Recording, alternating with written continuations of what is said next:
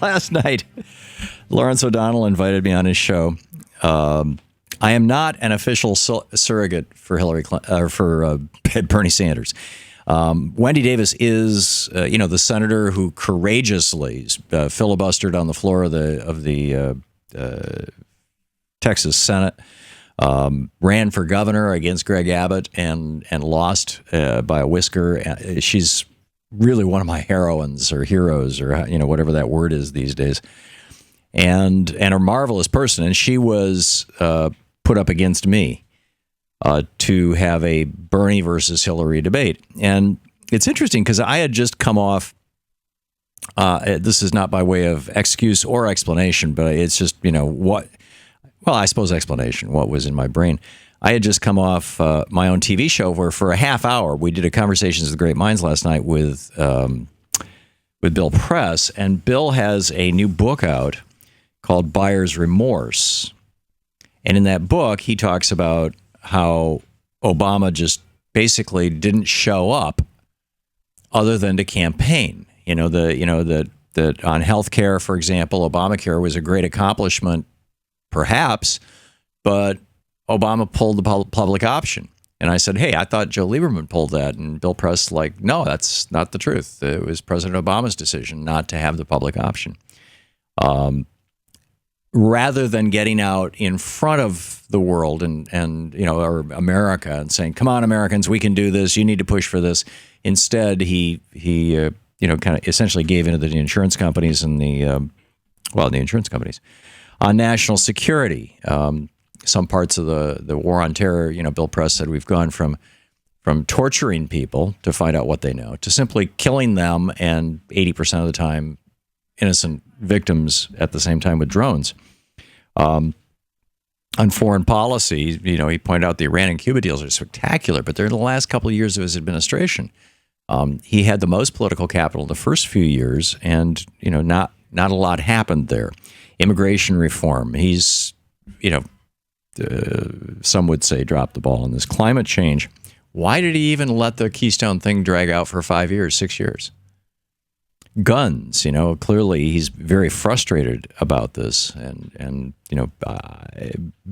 Bill has this argument that there are actually things the president could have done, and he ultimately did them just last week with his executive orders. Labor and trade. He promised labor that they would get the Employee Free Choice Act and that they would sit at the table on any trade deals that were negotiated. They got neither. And then as the chief Democrat in the United States, as head of the Democratic Party, we lost 13 seats in control of the Senate, 69 seats in control of the House, 12 state governorships, and 30 state legislatures. Where the Democratic Party is now a minority in 2/3 of the states. So that was kind of ringing in my head when I sat down with Lawrence and Wendy. And the question that had been put to me by Lawrence's producer before we went on the air was, what we're going to debate is Hillary Clinton saying that we should govern, that we campaign with poetry and we govern with prose.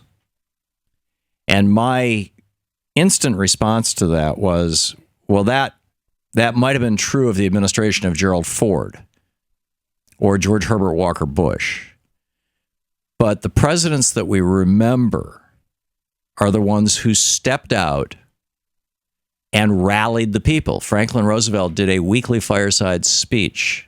He met with Congress, almost daily in his first 100 days. John Kennedy, we're going to send a man to the moon and bring him back within 10 years. Well, it took 11 years, but he was right. And this was even before we had transistors. This was back when vacuum tubes were diodes, triodes, and tetrodes. The CK722 hadn't been invented in 1961. So, so my point was we want people who govern with poetry as well as run with poetry. And I felt that Obama has missed a lot of opportunities on this. And I thought that was just I didn't see that as a big issue or debate. I figured most progressives would say, yeah, Obama, there's some things he could have done that he didn't do. He did a lot of really great stuff, and he's been a consequential president, but he hasn't been the kind of change president. And he acknowledged this himself on several occasions, that Ronald Reagan was a change for the worst, obviously, but still a change.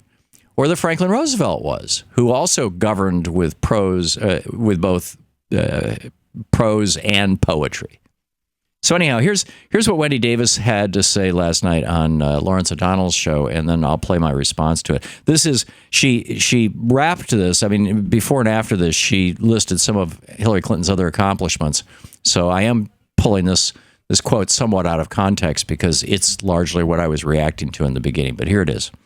Going back to Hillary's statement about campaigning being the poetry and the governing of this country being the prose, look at the positions that Hillary Clinton has taken on gun control in this country. That is her prose. Bernie Sanders' statements about that are his poetry. But his prose are the votes that he's taken in that regard. 5 times voting to support the NRA, 5 times voting against background checks in that regard, 2 times voting to provide immunity for gun dealers and for those who are registered in this country who are selling weapons. She has shown time and again that she has what it takes to be the person who will lead us forward. And here's my response.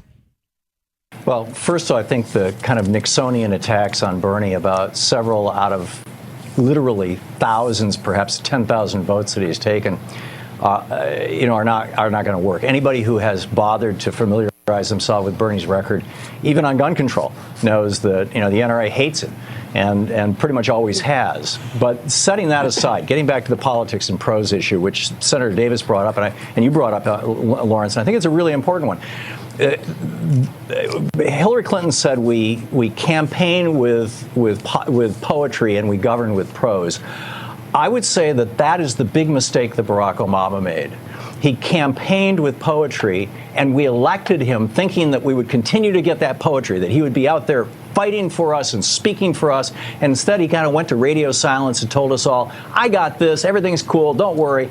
And not a great deal happened, or at least not all the stuff, not even much of the stuff that we had hoped for and that had been promised. So I think that a president, if you look at John Kennedy, we're going to put a man on the moon in 10 years. People thought he was crazy. If you look at Franklin Roosevelt, we're going to make the government the employer of last resort and end this Republican Great Depression. People thought he was, it was impossible. People who govern with poetry and prose are the most effective are the most effective presidents. And frankly, I don't think that we've had one since Ronald Reagan. And he was on the other side, but he governed with both poetry and prose. It's why he was so popular. It's why he got so much done. Now, I thought all that was fairly self-evident. But the Twitter sphere just exploded, mostly with Hillary supporters, but some presumably not, saying that I was attacking the president.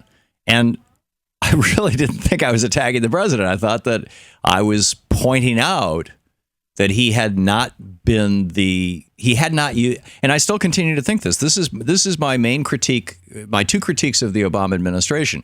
And let me preface this by saying I think he's been a good president, and given everything he's been up against with the Republicans, I think he's been, in many ways, a great president. That said, I think that he, at least in the first 2 years of his presidency, when at least for 74 days he had a filibuster-proof Senate, that he could have been out in front a lot more, both in interactions with Congress and with us, and I think he knows that.